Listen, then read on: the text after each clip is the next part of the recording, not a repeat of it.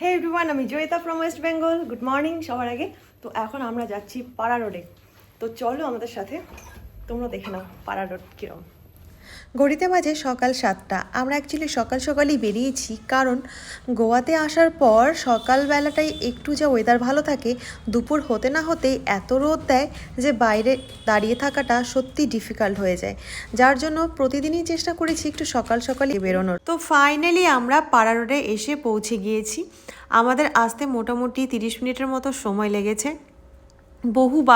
বহু ভিডিওতে এই পাড়া রোডের ভিডিও দেখেছি, তো আজকে নিজের চোখে সামনে থেকে দেখছি, বেশ ভালো লাগছে। অনেক ভিডিওতে দেখেছি খুব ভিড়, আর কোনো ভিডিওতে দেখেছি একেবারেই ফাঁকা, কিন্তু আমাদের ভাগ্যটা ভালো যে আমরা সকাল সকাল আসার জন্য একদম রাস্তা ফাঁকা পেয়েছি। তো আসার পর এখানে স্কুটি রেখে মিশুক দেখো ও ঘাস পাতা নিয়ে খেলতেই ব্যস্ত, আর আমিও এই সুযোগে একটুখানি ভিডিও ক্লিপ নিয়ে নিলাম, কেননা পেছনের ব্যাকগ্রাউন্ডটা ভীষণ ভালো লাগছিল। দূরে থেকে ওই পাহাড় দেখা যাচ্ছিল, তো ভাবলাম মিশুকের সাথে সাথে আমিও একটু ফটো ভিডিও করে নিই। আমরা এখন আছি, আর তোমাদের যেটা বললাম সকালবেলা যে আমরা এখন পাড়া রোডে যাচ্ছি, তো আমরা ফাইনালি পাড়া রোডে চলে এসেছি। এখানকার বিশেষত্ব হচ্ছে যে এখানে সারি সারি রাস্তার দুধারে হচ্ছে নারকেল গাছ, এটাই এখানকার বিশেষত্ব। তো দেখো রাস্তাটা খুব সুন্দর। তোমরা নিশ্চয়ই দেখে বুঝতে পারছো রাস্তায় দাঁড়িয়ে অনেকেই ফটোশ্যুট করছে, ভিডিও করছে, আর কিছু সিভিক স্কুটি নিয়ে এদিক সেদিক ঘোরাঘুরি করছে। আমাদের মতো ট্যুরিস্ট যারা ঘুরতে এসেছে এখানে, তাদের স্কুটি বা কার নিয়ে রাস্তায় একদমই দাঁড়াতে দিচ্ছে না। আদারওয়াইজ সবাই কিন্তু ফটো ভিডিও করতেই ব্যস্ত। আর আমরা যখন পাড়া রোডে এসেই পড়েছি, তখন আমাদেরও ভিডিও করতে হবে, তোমাদের সাথে শেয়ার করতে হবে, ছবি তুলতে হবে সুন্দর সুন্দর।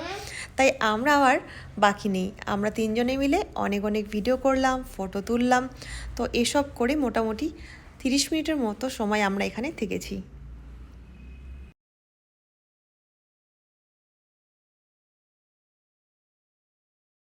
তো বন্ধুরা, তোমাদের কেমন লাগলো পাড়া রোড? এই যে দুধারে নারকেল গাছ আর রাস্তা। আমাদের হ্যাঁ, গাছে নারকেল নেই।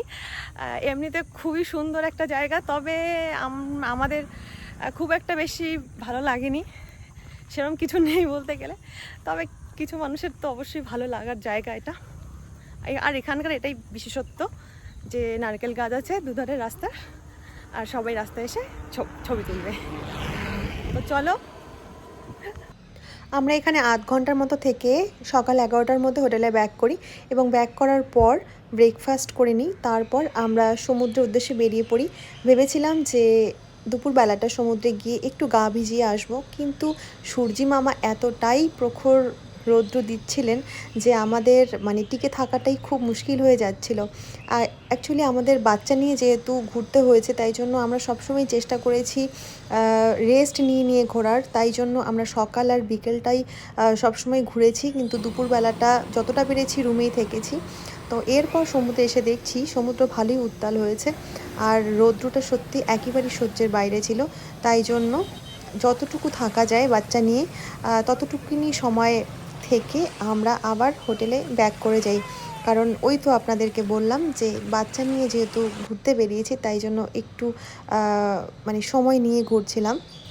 তো এরপর আমরা হোটেলে ফিরে খাওয়া দাওয়া করে রেস্ট নিয়ে বিকেলবেলা আবার বেরিয়ে পড়ি অন্য জায়গা দেখার উদ্দেশ্যে। আজকের ব্লগটা এই পর্যন্ত, দেখা হচ্ছে নেক্সট ব্লগে। টাটা।